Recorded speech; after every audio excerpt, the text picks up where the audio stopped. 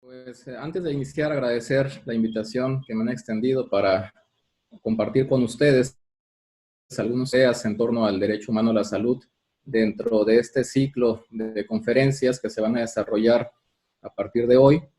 organizado por IUS Investigación y Formación Jurídica, liderado por la profesora Luis Barrios, y obviamente agradecer también a todo su equipo, de igual manera a la universidad que también respalda esta actividad, a ISAE Universidad. Y bueno, para iniciar con la charla que tenemos programada, vamos a establecer un bosquejo de los tópicos que vamos a desarrollar en los próximos minutos. Partiremos de una nota introductoria en la que haremos referencia a los derechos sociales de forma genérica. Después nos centraremos en el término salud, lo que esto implica, para después arribar ya al reconocimiento que se ha dado del derecho a la salud, tanto en el ámbito internacional como en el ámbito nacional, para finalmente hacer alusión a algunos enfoques que se han ido desarrollando en el seno de la Interamericana de Derechos Humanos vinculados con nuestro tema, tanto en su función consultiva como en la función contenciosa, es decir, tanto en las opiniones consultivas que he emitido en algunas de ellas, como en lo tocante a las sentencias relativas a los casos que ha conocido. Satisfecho este primer punto, vamos a dar paso a la nota introductoria, haciendo alusión obviamente a este gran pacto, al Pacto Internacional de Derechos Económicos, Sociales y Culturales, que data de 1966, bajo el escenario del Sistema Universal de Protección de Derechos Humanos. En este pacto, los Estados partes reconocieron que no puede realizarse el ideal del ser humano libre, liberado del temor y de la miseria, a menos que se creen condiciones que permitan a cada persona gozar de sus derechos económicos, sociales y culturales, tanto como de sus derechos civiles y políticos. Esta visión es de gran importancia porque en muchas ocasiones pareciera que establecemos una distinción entre los derechos civiles y políticos y los derechos económicos, sociales y culturales, y esto pues obviamente nos va a exigir que tengamos también que satisfacer, que dar cabal cumplimiento a las obligaciones que derivan en el marco de los derechos sociales, como comúnmente los identificamos. Estos derechos sociales que se conciben bajo este desarrollo histórico como prestaciones positivas, aquí el Estado tiene que llevar a cabo determinadas acciones, no solamente juega el hecho de la omisión, la parte negativa, digamos, que generalmente se identifica dentro de los derechos civiles y políticos, sino que aquí se requiere un hacer prácticamente de cada uno de los estados, de tal suerte que esas obligaciones que los estados deben hacer a favor de los miembros de una colectividad van a pedir el pleno goce y ejercicio de cada uno de estos derechos que están también enlistados dentro del Pacto Internacional de Derechos Económicos, Sociales y Culturales, y por supuesto dentro de estos se encuentra el derecho a la salud. Sin embargo, ¿qué ha ocurrido con estos derechos? Pues generalmente se han visto como un programa de acción en el ámbito interno de los estados. Esto nos ha llevado a dejar de lado, a olvidarnos prácticamente de ese carácter directo e inmediato que tiene su exigibilidad. De ahí ese gran tema de la justiciabilidad directa de los derechos sociales, al ser considerados como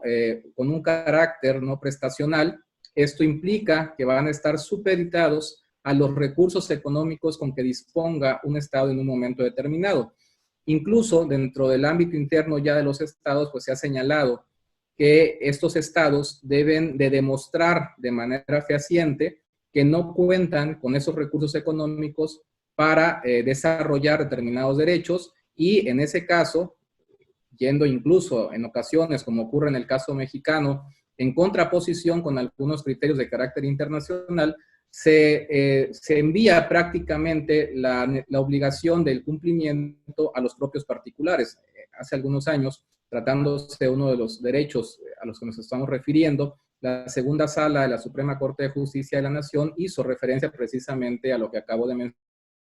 mencionar, estableciendo que serán los particulares, ¿no?, con su esfuerzo y con su trabajo, quienes deberán dar cumplimiento a los mismos. Esto, obviamente, alejándose, decíamos, del contexto que se ha presentado en el ámbito internacional, de esos estándares que también van a encontrar un soporte principal en diversos instrumentos y de manera particular en la observación general número 14 del Comité de Derechos Económicos, Sociales y Culturales en el ámbito de las Naciones Unidas. A partir de ello, vamos a desarrollar el segundo bloque que nos corresponde, que es el relativo al término salud. ¿Cómo vamos a concebir a este vocablo tomando en consideración lo dispuesto en el preámbulo de la Constitución de la Organización Mundial de la Salud? En este documento se define a la salud como un estado completo de bienestar físico. Debemos de concebirla como la ausencia de afecciones o enfermedades, sino en un sentido mucho más amplio. Bajo este tenor, tenemos también que ir ubicando estos elementos que va a incluir el derecho a la salud. Encontramos en este rubro el acceso a una atención sanitaria que debe de revestir 4 características. Debe ser oportuna, debe ser aceptable, asequible y de calidad satisfactoria. Esto significa que los estados deben crear estas condiciones que permitan, que coadyuven a que las personas puedan vivir lo más saludablemente posible y que incluyan la disponibilidad garantizada de servicios de salud, condiciones de trabajo saludables y seguras, vivienda adecuada y alimentos nutritivos. Tenemos también, bajo esta visión que hemos establecido al inicio de la presentación, que hacer referencia a cuál ha sido el reconocimiento que se ha dado del derecho a la salud en estos instrumentos internacionales que forman parte tanto del sistema universal de protección de derechos humanos como de los sistemas regionales y de manera particular el sistema interamericano de derechos humanos al cual pertenecemos. Partimos entonces de una referencia dentro universal en la Declaración Universal de los Derechos Humanos, en el artículo 25, vamos a encontrar ya una mención de este derecho a la salud. Incluso tenemos también dentro de este marco el ya mencionado Pacto Internacional de Derechos Económicos, Sociales y Culturales, y a la par de la referencia también a esta observación general número 14, que principalmente se va a enfocar a desarrollar algunos aspectos de este artículo 12 del Pacto Internacional de Derechos Económicos, Sociales y Culturales, que están vinculados con el contenido normativo de este dispositivo, también con las obligaciones de los estados partes, las violaciones, la aplicación en el plano nacional y también, finalmente, lo relativo a las obligaciones de actores diversos de los estados partes. Esto prácticamente conforma la estructura de esta observación general número 14 que decíamos, pues tiene su génesis dentro de este dispositivo número 12 del Pacto Internacional de Derechos Económicos, Sociales y Culturales. Pero además de ello vamos a encontrar diversos instrumentos ya sectorizados, ¿no?, abocados a temas en lo particular que van a hacer referencia precisamente a este derecho a la salud. Me refiero, por ejemplo, a la Convención Internacional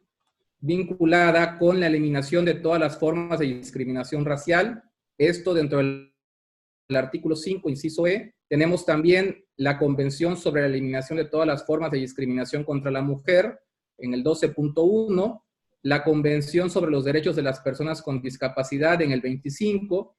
la Convención sobre la protección de los trabajadores migratorios y sus familiares en el artículo 28, y finalmente la Convención sobre los derechos del niño en el artículo 24.1. Esto nos va a permitir englobar la primera vertiente de estos sistemas de protección, que es el Sistema Universal de Protección de Derechos Humanos. Tratándose ya del ámbito regional, vamos a partir incluso de la Organización de Estados Americanos, que como bien saben, data del año 1948, el 30 de abril, y de manera posterior, a los 2 días siguientes, tenemos la Declaración de los Derechos y Deberes del Hombre, en este caso ya dentro del ámbito regional de este sistema interamericano al que he hecho mención. La Carta Fundacional de la Organización de Estados Americanos alude al derecho a la salud en el artículo 34, inciso I, y en el 34, inciso L. Esto a partir de los objetivos básicos que se establecen respecto del desarrollo integral y de la defensa del potencial humano mediante la extensión y aplicación de los modernos conocimientos de la ciencia médica. Y también considerando estas condiciones que hacen posible una vida sana, productiva y digna. A partir de esto, encontramos lo relativo a esta Declaración Americana de los Derechos y Deberes del Hombre, que como ustedes saben, forma parte de lo que conocemos como el soft law, es decir, es una aspiración de la comunidad internacional que deberá ser interiorizada, adoptada por cada uno de los estados a partir de sus constituciones, a diferencia de lo que ocurre ya con los tratados que tienen fuerza vinculante atendiendo a la Convención de Viena sobre el derecho de los tratados y que obviamente pues guardan distinciones de gran calado. Esta declaración también hace referencia, decíamos, dentro del artículo 11 al derecho a la salud, permitiendo identificarlo al referir que toda persona tiene derecho a que su salud sea preservada por medidas sanitarias y sociales relativas a la asistencia médica y correspondientes al nivel que permitan los recursos públicos y los de la comunidad. También, obviamente, tenemos que hacer referencia a la Convención Americana sobre Derechos Humanos, el Pacto de San José, que en el artículo 26 alude en términos generales a estos derechos económicos, sociales y culturales, y ya de manera particular se desarrollan en el protocolo adicional a la Convención Americana sobre Derechos Humanos en materia de derechos económicos, sociales y culturales de 1988, también conocido como el Protocolo de San Salvador. Y el tema que nos aboca, pues está desarrollado en el artículo 10. En este dispositivo se establece que toda persona tiene derecho a la salud y se entiende esta como el disfrute del más alto nivel de bienestar físico, mental y social, e indica además que la salud debe ser considerada como un bien público. Este mismo numeral hace referencia a las medidas para garantizar el derecho a la salud, estableciendo que los estados deben impulsar esta total inmunización contra las principales enfermedades infecciosas, la prevención y el tratamiento de las enfermedades endémicas, profesionales y de otra índole, y la satisfacción de las necesidades de salud de los grupos de más alto riesgo y que por sus condiciones de pobreza se encuentren en una situación de vulnerabilidad. Además de lo ya referido, pues vamos a encontrar también algunos instrumentos especiales, ¿no?, vinculados con nuestro tema. De manera reciente tenemos esta Convención Interamericana sobre la Protección de los Derechos Humanos de las Personas Mayores, que en el artículo 19 alude de manera especial al derecho a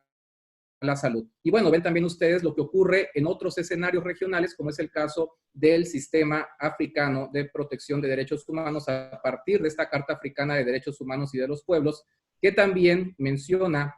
y desarrolla aspectos vinculados con el derecho a la salud dentro del artículo 16. Tratándose del ámbito nacional, y aquí es importante hacer alusión a los dos principales países, por un lado al de Panamá,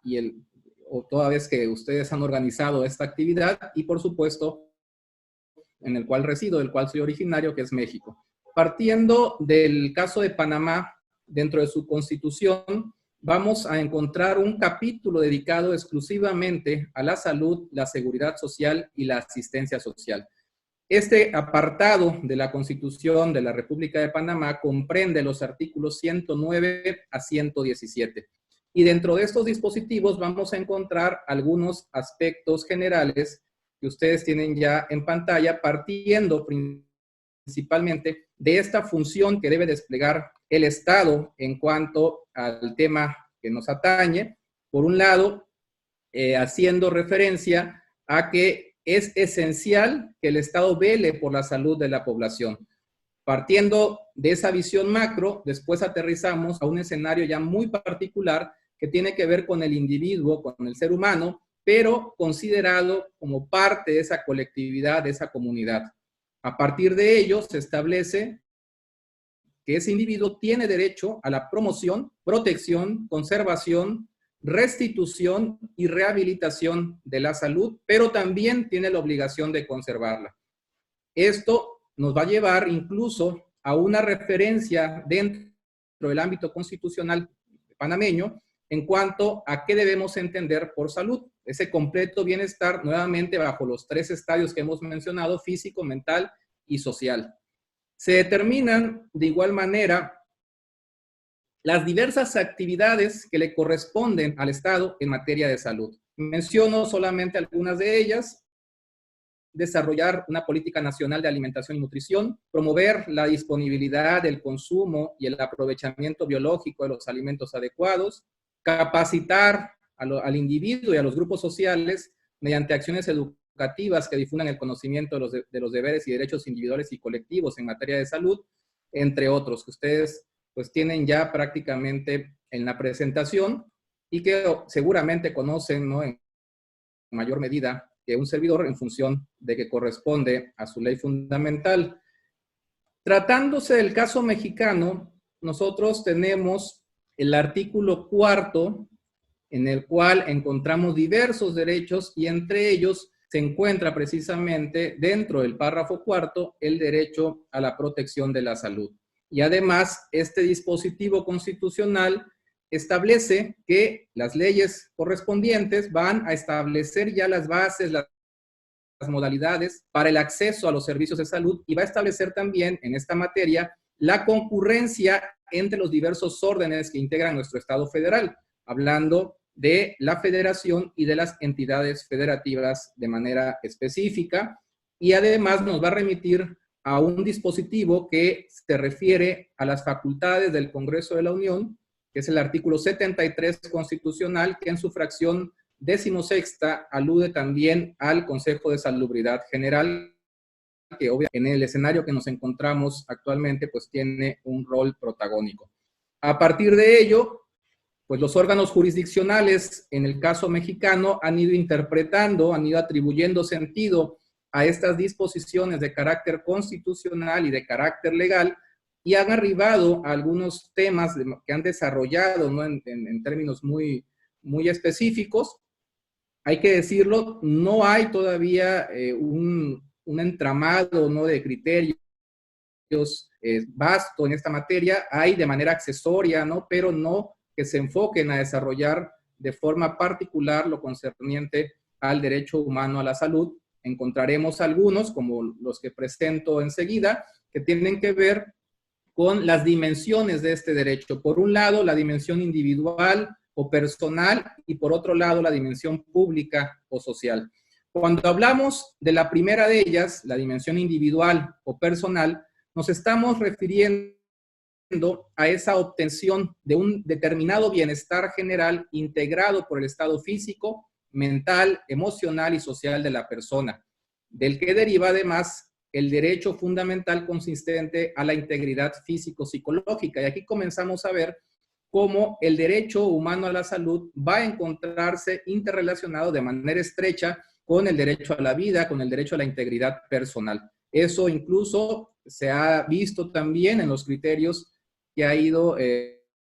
formulando la Corte Interamericana de Derechos Humanos en su función contenciosa y en su función consultiva. Por otro lado, tenemos la dimensión pública o social, y aquí nos vamos a centrar en este deber que tiene el Estado mexicano, de atender estos problemas de salud que afectan a la sociedad en su conjunto y de establecer estos mecanismos que van a permitir que las personas tengan acceso a los servicios de salud. Y además, se hará referencia a estas acciones que se deben emprender y que se constituyen como esenciales para alcanzar ese objetivo. Entre ellas, las políticas públicas que deben ser desarrolladas. Sabemos que a la par de los cuerpos normativos vamos a encontrar este aparato de políticas públicas que tienen todo un ciclo que debe de satisfacerse de manera integral. También se alude a los controles de calidad de los servicios de salud, a la identificación de los problemas que afectan la salud pública, entre otras cuestiones que se deben de considerar dentro de tales acciones que debe llevar a cabo el Estado. Tenemos dentro de las obligaciones, y aquí hay que hacer un paréntesis también, en función del propio desarrollo que ha tenido este tema dentro del aparato constitucional, en función de la reforma en materia de derechos humanos del 10 de junio de 2011, en el cual dentro del artículo primero se alude a esas obligaciones de las autoridades y deberes del Estado, tratándose de derechos humanos. Por un lado, obligaciones de las autoridades, promover, proteger, respetar y garantizar derechos humanos, y por el otro, lo relativo a la investigación, la reparación, la prevención de violaciones de derechos humanos. Esto nos va a permitir establecer esta doble vertiente sobre las cuales se van a desarrollar las obligaciones del Estado. Por un lado, crear esas condiciones que aseguren a todas las personas la asistencia médica y servicios en caso de enfermedad, y esto, decíamos, se desdobla en dos escenarios. Por un lado, la referencia al tratamiento adecuado, al tratamiento completo, y por otro, lo relativo de manera particular al suministro de medicamentos básicos. Si bien es cierto, el tema de los medicamentos se encuentra englobado dentro del tratamiento adecuado y completo, tiene un carácter, un análisis ya pormenorizado y específico. Esto tomando en cuenta también lo relativo a la no discriminación. Esta no distinción que trae como consecuencia un demérito, una afectación a los derechos humanos, y que no se encuentran basadas obviamente en cuestiones objetivas, sino que están ligadas con categorías sospechosas. En este caso, se establece también que el Estado no puede negar de manera regresiva estos medicamentos a quien lo requiera, ni otorgarlos de forma discriminatoria, una vez que tienen ya la calidad de medicamentos básicos. Pero esto no se queda, digamos, en este escenario, sino que ha ido escalando a cuestiones más amplias que incluso se alejan, ¿no?, de este carácter básico al que se ha hecho referencia. Dependiendo ya del escenario, tendremos también la mención. De todas formas, aquí lo importante es que estos servicios se presten de manera integral, que se comprendan todos los diversos elementos que tienen incidencia en el mismo, como son la atención médica, el tratamiento, decíamos, los medicamentos, la rehabilitación, las licencias, por mencionar solamente algunos de ellos. Y también se ha hecho alusión a temas especiales. Aquí podríamos mencionar varios, ¿no?, como aquellos ligados con la perspectiva de género, temas de adultos mayores, temas de personas de la comunidad LGBTI, pero nos hemos centrado por cuestiones de tiempo en aquellas personas privadas de su libertad. En este sentido, nuestros órganos jurisdiccionales, haciendo obviamente la referencia de que estas personas no pueden satisfacer por sí mismas lo relativo al goce de estos derechos, pues el Estado se convierte en ese único garante que debe de tutelar, que debe de proteger, que debe de garantizar el pleno goce y ejercicio del derecho a la salud, por mencionar solamente uno,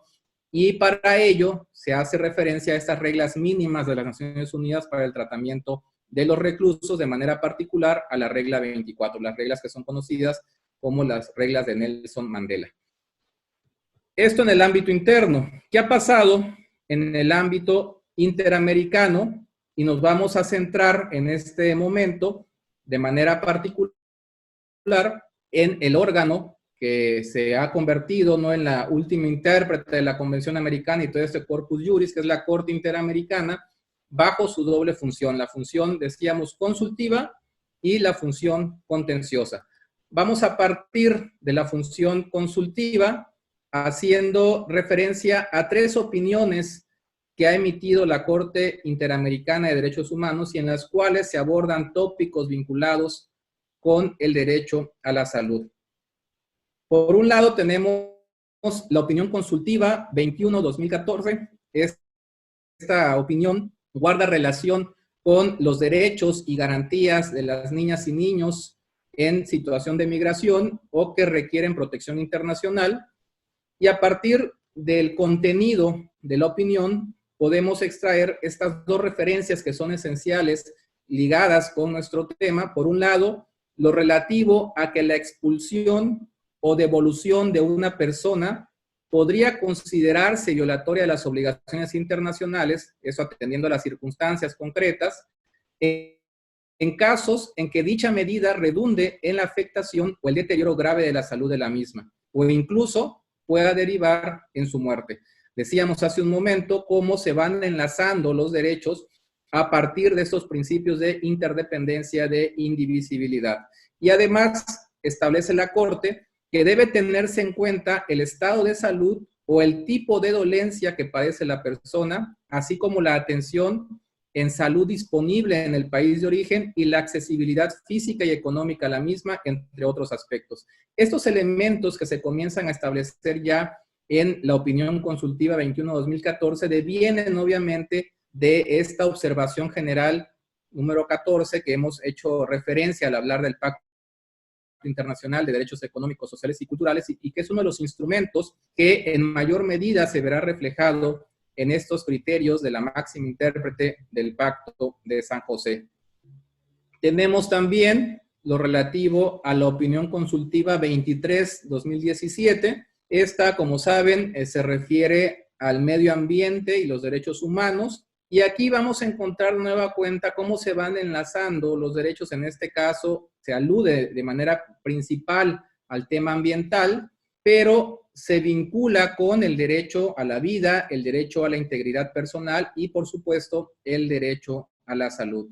Y hay algunos apartados que desarrollan algunos tópicos también específicos en lo relativo a nuestro tema, como el hecho de que la salud requiere de ciertas precondiciones necesarias para una vida saludable, por lo que se relaciona directamente con el acceso a la alimentación y al agua. Incluso esto nos lleva a la referencia, ¿no?, de concebir al ambiente como un presupuesto de los derechos humanos, ese conjunto de elementos naturales y artificiales o inducidos por el hombre que permiten la existencia y el desarrollo en un momento y en una época determinados. También, en este sentido, tenemos que la salud se constituye prácticamente bajo un enfoque de bienestar nuevamente físico, mental y social, y no solamente en la ausencia de afecciones o enfermedades. Esto traído del preámbulo de la Constitución de la Organización Mundial de la Salud.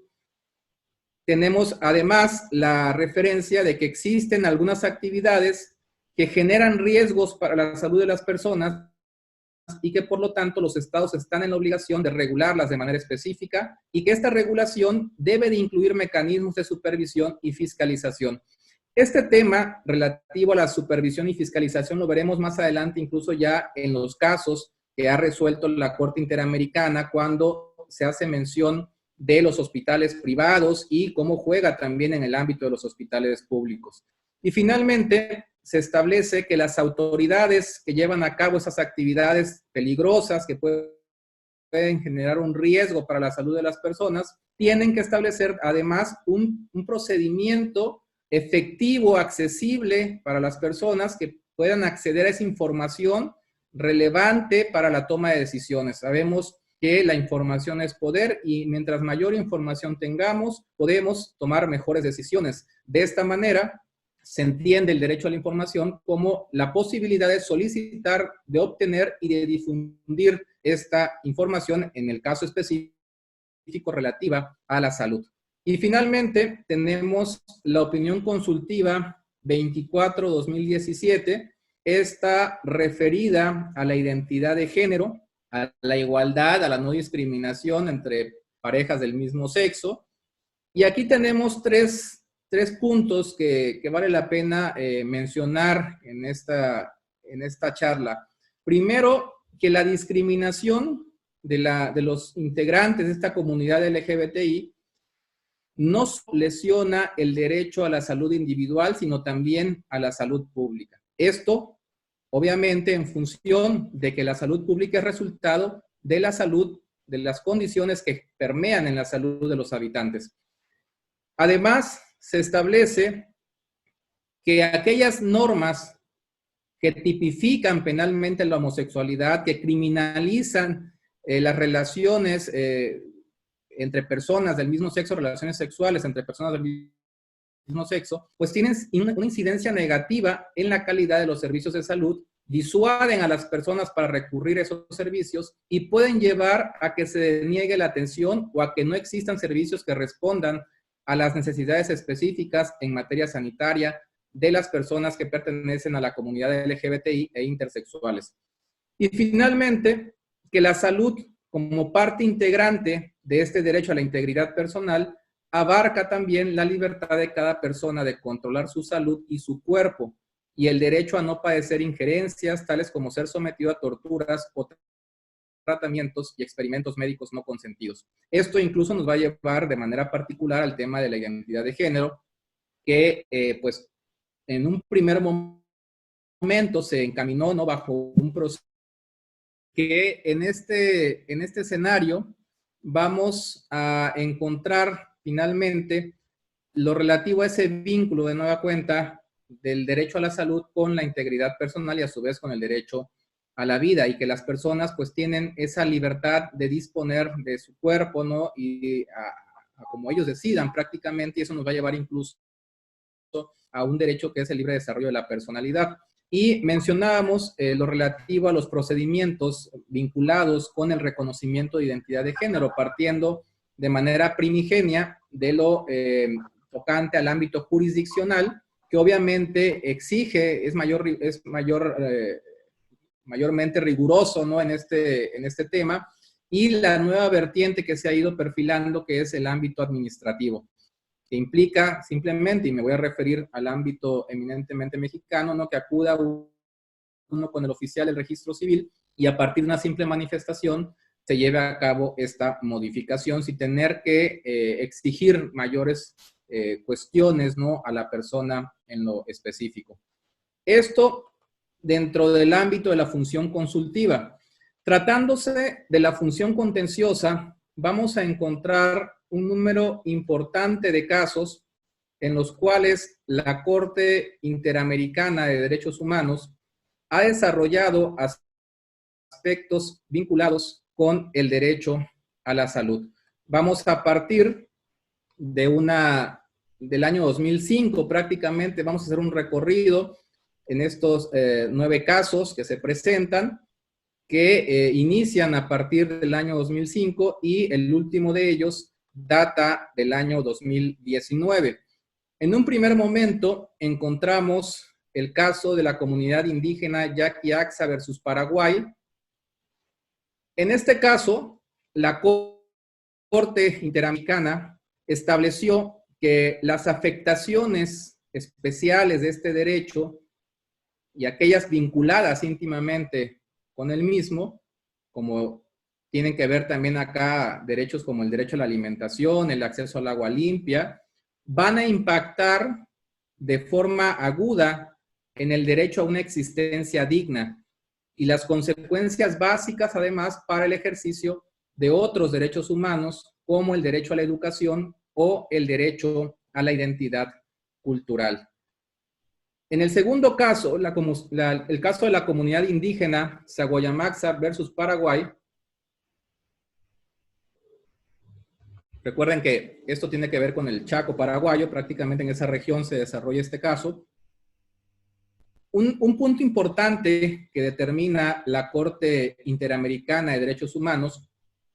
es que la legislación por sí misma no es suficiente para garantizar la plena efectividad de los derechos que protege el Pacto de San José, los derechos reconocidos y protegidos por la Convención Americana sobre Derechos Humanos, sino que comporta además la necesidad de una conducta gubernamental que asegure la existencia en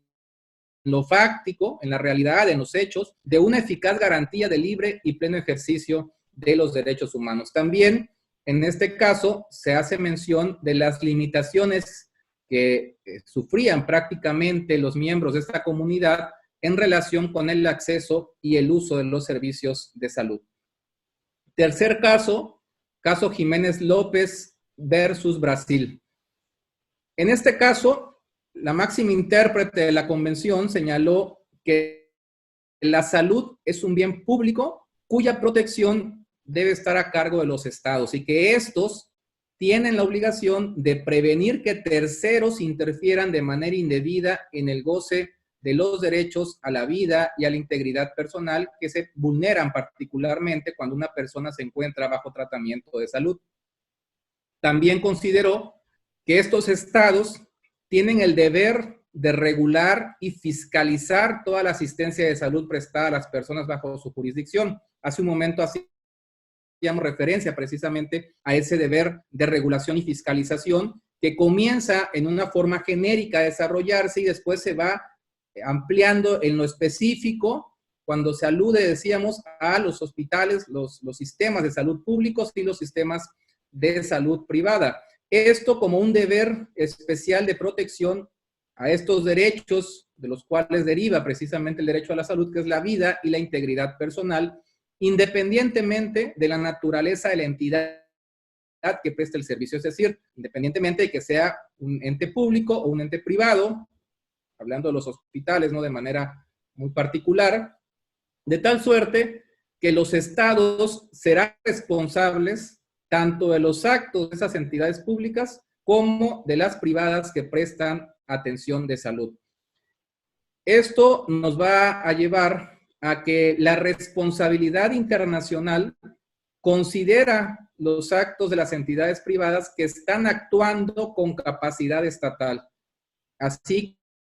como los actos de terceros cuando el Estado falta a su deber de regularlos y de fiscalizarlos. Y finalmente se establece que la prestación de servicios públicos conlleva la protección de bienes públicos y aquí se establece incluso como una de las finalidades que deben perseguir los estados. Si bien estos pueden delegar su prestación a través de lo que conocemos como la tercerización, el Estado mantiene la titularidad de la obligación de proveer los servicios públicos y de proteger el bien público, que en este caso es la salud, y de ahí la responsabilidad por no regular, por no fiscalizar. Y esto exigirá, obviamente, que los estados creen, atendiendo a lo dispuesto en el artículo 2 del Pacto de San José, un marco normativo que permite establecer estos parámetros de tratamiento y de internación que deben ser observados por las instituciones de atención de salud. Este marco normativo que no solamente se va a centrar estrictamente en temas legislativos, recordemos que el artículo 2 alude a medidas de cualquier naturaleza. Tenemos otro caso, que es el Albán Cornejo y otros versus Ecuador. Aquí se alude, ¿no?, a ciertos aspectos vinculados con la prestación del servicio de salud, con la regulación de la mala praxis médica. De manera particular, son los dos temas que aborda este caso. Hablamos de entrada, ¿no?, del reconocimiento del derecho a la vida como derecho humano fundamental y que además es una condición necesaria para el goce de todos los derechos. Y aquí de nueva cuenta enlaza el derecho a la salud con el derecho a la vida, la integridad personal, señalando que están directa e inmediatamente vinculados con nuestro tema. La responsabilidad estatal, señala la Corte Interamericana en este caso, puede derivarse, puede surgir cuando un órgano o bien un funcionario del Estado o de una institución de carácter público afecte de forma indebida, ya sea por acción o por omisión. También señala, esta responsabilidad puede derivar de actos que realicemos los particulares cuando el Estado omite prevenir o impedir conductas de terceros que vulneren estos bienes jurídicos que se encuentran protegidos. Se habla también de esas competencias esenciales del Estado con la supervisión, la fiscalización de la prestación de los servicios de interés público, como es el caso de la salud, por entidades públicas o entidades privadas, y la responsabilidad que en este último caso generaría la omisión del Estado, pues sería precisamente por el no actuar, por el no hacer en el cumplimiento del deber de supervisar la prestación del servicio para proteger el bien de la salud. La formación, decíamos hace un momento, que se va a exigir, en este caso por parte del Estado, de un cuerpo normativo, de un orden normativo que respete, que no dañe, que no vulnere, que además garantice, que haga efectivos el ejercicio de estos derechos y la supervisión eficaz y constante que se va a requerir también sobre la prestación de los servicios que están vinculados, en este caso, con el tema de la salud. Y tratándose de los deberes del médico en el ejercicio de su profesión, se establece también que en muchos casos no existen, o cuando existen son muy deficientes las normas relativas a la mala praxis médica, y que en esos escenarios los estados deben de tomar las medidas necesarias para establecer ya dentro de un entramado normativo específico particular que desarrolle precisamente estos aspectos. Por ejemplo, lo relativo a la emisión de normas penales, el establecimiento de un sistema de justicia para evitar y sancionar la vulneración de estos derechos, o bien en otros escenarios, ¿no? Cuando hablamos, por ejemplo, de la responsabilidad civil, pero la intención es que exista como tal la regulación de esta mala praxis médica. Enseguida tenemos el caso Nadeje, Dorsema y otros versus República Dominicana. En este caso, la Corte advirtió que la atención médica en casos de emergencias debe ser brindada en todo momento para los migrantes en situación irregular. Aquí hablamos de uno de esos temas especiales que mencionábamos hace un momento, por lo que los estados están obligados a proporcionar una atención sanitaria integral, tomando en cuenta las necesidades de este grupo que se encuentra en situación de vulnerabilidad. El siguiente caso, González Luis y otros versus Ecuador, guarda relación con aspectos vinculados con la asistencia sanitaria.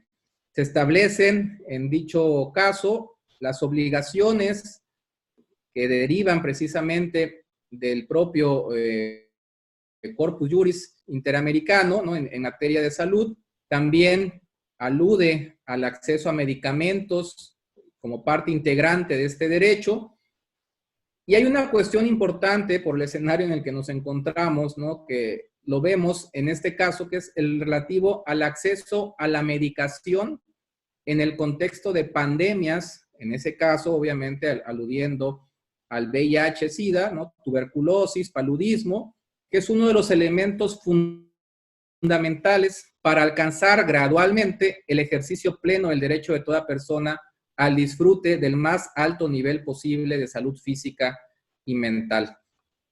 De modo que se van a exigir que existan suficientes medidas y servicios de prevención,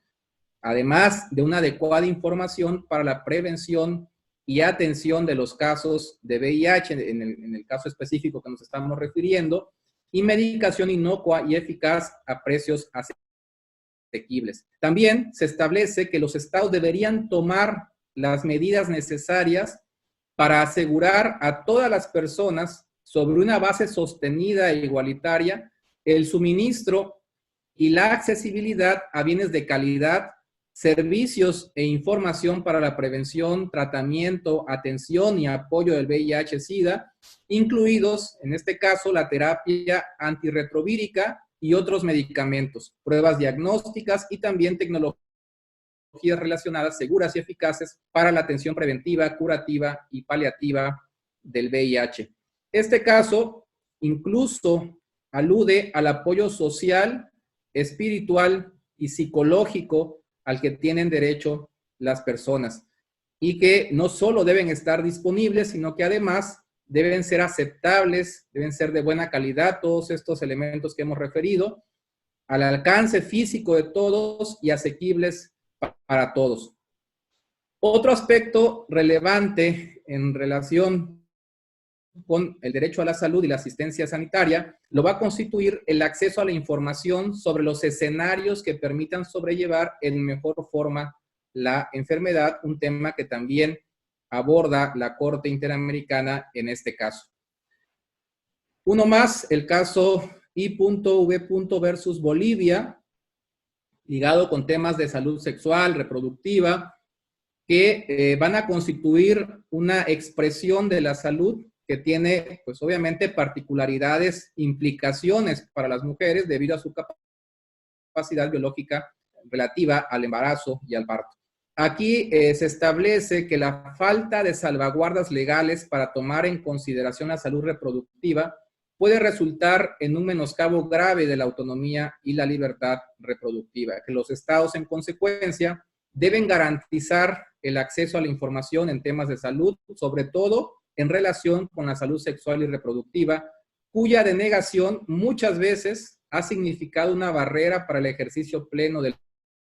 derecho y un impedimento para la toma de decisiones de forma libre y plena. También cobra relevancia en el marco de este asunto lo relativo a la relación entre el médico y el paciente. La Corte, haciendo referencia a esta relación, señala que debe estar caracterizada, o más bien está caracterizada, por la asimetría en el ejercicio del poder que el médico asume en razón de su conocimiento profesional especializado y del control de la información que conserva. Que esa relación tendría que desdibujarse y generar un nuevo escenario en el que exista una coparticipación entre el paciente y el médico. Esa relación de poder gobernada, ¿no?, por principios de ética médica principalmente, ¿no?, basados también en principios de autonomía del paciente, beneficencia, no maleficencia y justicia. Y aunque el médico siempre actúa bajo esos principios, se debe de buscar ese equilibrio en la relación, de tal manera que ese balance adecuado entre la actuación médica benéfica y el poder decisorio que tiene el paciente como sujeto moral autónomo es necesario, es determinante. También en este punto se habla del reconocimiento del consentimiento informado como una expresión de la autonomía de las personas en el ámbito de la salud, que ha significado en la práctica de la medicina un cambio de paradigma de esta relación a la que ya hemos hecho mención, ya que este modelo de toma de decisiones de manera informada, de manera libre, pasa de centrarse de manera particular en el médico a tener ya una visión en conjunto del médico y el paciente, ya no el modelo paternalista en donde el médico, por ser el experto, es quien decide lo más conveniente para la persona que va a someterse a un tratamiento en lo particular. De igual manera, esta regla del consentimiento informado se va a vincular con el derecho de acceso a la información en materia de salud, debido a que el paciente solo va a poder consentir de manera informada si ha recibido y comprendido información suficiente que le permita de esta manera tomar una decisión plena. El consentimiento informado lo podemos asimilar como una obligación que ha sido establecida en el desarrollo de los derechos humanos de los pacientes y que constituye no solo una obligación ética, sino también jurídica del personal de salud, quienes deben considerarlo como un elemento constitutivo de la experticia y buena praxis médica. En este caso, se desarrolla en gran medida este tema del consentimiento informado, se establecen algunos parámetros que se deben de considerar también,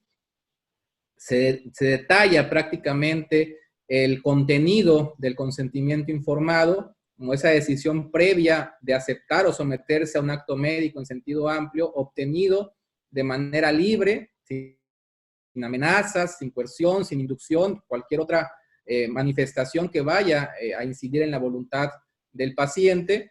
y que se manifiesta de manera posterior a la obtención de la información adecuada, completa, fidedigna, comprensible y accesible. Este consentimiento informado se va a traducir en la decisión positiva de someterse a un acto médico derivado de ese proceso de decisión o elección previo, libre e informado al que ya hemos hecho mención. Y esto lo lleva incluso a diferentes escenarios del ámbito internacional, del cual va desprendiendo esos parámetros a los cuales me he referido ya de manera preliminar. Y bueno, vamos hablando de tres puntos que son esenciales para cerrar lo relativo a este caso. Por un lado, el hecho de que el consentimiento debe ser previo, es decir, debe de agotarse, debe de otorgarse antes de cualquier acto médico. Ese es el primer elemento que debe de configurar este consentimiento.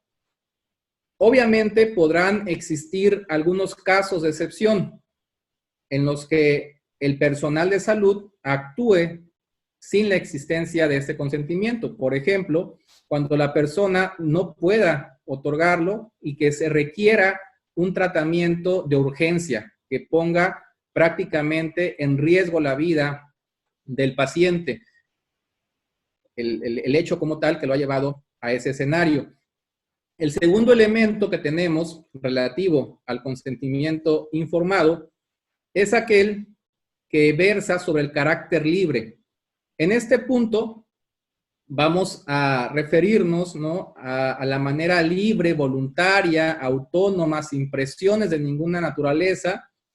sin utilizarlo incluso como una condición para el sometimiento a otros procedimientos o beneficios, porque en muchas ocasiones podemos caer en escenarios de este tipo. Y finalmente, tratándose de estos elementos, antes de llegar al último punto, un aspecto que guarda relación también con ese segundo elemento es el hecho de que el consentimiento es personal, que implica debe ser otorgado por la persona que va a acceder al procedimiento, no por un tercero. No se debe de acudir a una tercera persona, sino que se debe de otorgar por la persona que va a someterse al tratamiento específico. También decíamos, como parte ya final de este caso, el carácter pleno e informado del consentimiento sería el tercer elemento. En este punto hablamos ya de que ese consentimiento exige que previamente recibamos información adecuada, completa, fidedigna, que comprendamos y que sea accesible, y a partir de esto, una vez que la hemos entendido, podamos otorgar el consentimiento. Finalmente, en este punto vamos a hablar, antes de llegar, digamos, al que mayormente ha desarrollado el tema, de un caso, que es el caso Poblete Vilches y otros versus Chile. En este caso, que prácticamente nos lleva ya a un escenario terminal, digamos, en cuanto a lo que hasta este momento ha desarrollado la Corte Interamericana en relación con el derecho a la salud. Decíamos que este recorrido prácticamente implica del 2005 al 2019. El caso Poblete Vilches versus Chile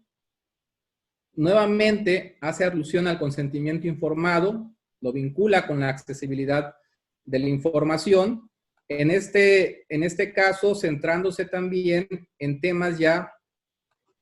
del consentimiento por representación o sustitución, que veíamos podría entrar en cierta fricción con uno de los elementos que se mencionaron hace un momento. Este consentimiento por representación o sustitución se va a presentar cuando se ha comprobado que el paciente, por su especial condición, no se encuentra en la capacidad de tomar una decisión en relación a su salud. Y en consecuencia, esto le es otorgado a un representante, a una autoridad, a una persona, a un familiar, que obviamente esté previamente designado para tal efecto. Y finalmente decíamos, el caso que mayormente ha hecho referencia al tema del derecho a la salud, muy reciente, el caso Hernández versus Argentina, porque nos hace un recorrido de entrada por los diversos instrumentos que aluden, que hacen mención de este derecho a la salud, que lo reconocen en el ámbito internacional, no solamente regional, y además se va a centrar en muchos temas desarrollados en la observación general número 14, que ya hemos también referido, vinculada con el Pacto Internacional de Derechos Económicos, Sociales y Culturales, de manera específica al contenido del artículo 12 de dicho pacto. En este caso, contra Argentina, el tribunal, la Corte Interamericana, retoma lo que ya ha ido desarrollando en los casos previos en cuanto a esta operatividad de la obligación en cuanto a la regulación y la fiscalización que ya hemos mencionado, pero aquí sentándose también en cuestiones ligadas con entes públicos, no solamente con entes privados, como en su momento se aludía. Se retoma, decíamos, esta observación general número 14 del Comité de Derechos Económicos, Sociales y Culturales, algunos aspectos que están vinculados con lo relativo a este derecho que abarca la atención de salud oportuna y apropiada, ¿no? Elementos esenciales, interrelacionados, me refiero a la disponibilidad, la accesibilidad, la aceptabilidad y la calidad. Esto, tomando en cuenta, decíamos, esta observación general número 14, la Corte señala, respecto a la disponibilidad, que cada Estado parte debe contar con un número suficiente de establecimientos, bienes y servicios públicos de salud y centros de atención de salud, así como programas. Tratándose de la accesibilidad, los establecimientos a los que hemos hecho alusión deben ser accesibles para todos, sin discriminación alguna, y de manera particular, en este punto, juega lo relativo a estos grupos que se encuentran en situación de vulnerabilidad. A partir de ello, sabemos que el elemento de accesibilidad se va a dividir, ¿no? Se va a disgregar en otros subelementos como el de no discriminación, el de accesibilidad física, el de accesibilidad económica y finalmente el de acceso a la información. Por un lado, el relativo a la accesibilidad física implica el alcance como tal que debemos de tener a esos establecimientos, a esos bienes, a esos servicios, tomando en cuenta el ámbito geográfico de todos los sectores de la población. La accesibilidad económica, los costos tanto directos como indirectos que se generan en esos establecimientos, en esos bienes y en esos servicios, los pagos por servicios de atención de salud y los servicios relacionados con los factores que determinan, ¿no? este ámbito basados en un principio que es el de equidad. Y finalmente, el acceso a la información, decíamos solicitar, recibir o recabar y difundir información en materia de salud, y además aquí juega también un rol protagónico lo relativo a la protección de los datos personales que deben ser obviamente tratados con confidencialidad. Otro elemento, el de la aceptabilidad, nos va a llevar a que estos establecimientos, bienes y servicios de salud deban ser respetuosos de la ética médica y culturalmente apropiados. Es decir, que también respeten la cultura de las personas, de las minorías, de los pueblos, las comunidades, y a partir de ello, pues se habla también de estos requisitos del género, el ciclo de vida, ¿no? Que deben estar concebidos para respetar la confidencialidad y mejorar el estado de salud de las personas. Y finalmente, el elemento de calidad. Además de aceptables desde el punto de vista cultural, estos establecimientos, bienes y servicios deben ser apropiados desde el punto de vista científico y médico, es decir, tienen que ser de buena calidad. Esto va a exigir personal médico capacitado, medicamentos, equipo hospitalario científicamente aprobados, en buen estado, incluso agua limpia, potable, ¿no?